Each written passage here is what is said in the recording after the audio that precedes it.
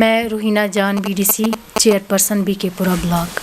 मैंने यहाँ पर झंडा लहराया और मुझे बहुत अच्छा लगा कि मैंने यहाँ पर पूरी अच्छी तरीके से अपना झंडा लहराया।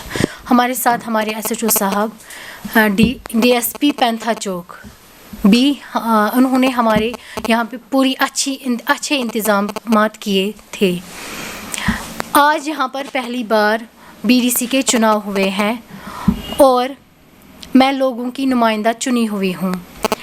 मैं चाहती हूँ कि यहाँ पर डेवलपमेंट हो और मैं अपना काम पूरी ईमानदारी और वफ़ादारी के साथ करूँगी।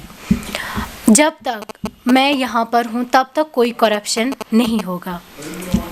मैं डीसी साहब, एडीसी साहब, एसीडी मैम एंड बीडीओ साहब विद होल स्टाफ्स को तहे दिल से शुक्रिया अदा करना चाहती हूँ कि उन्होंने यहाँ पर पूरी तैयारी करके रखी थी।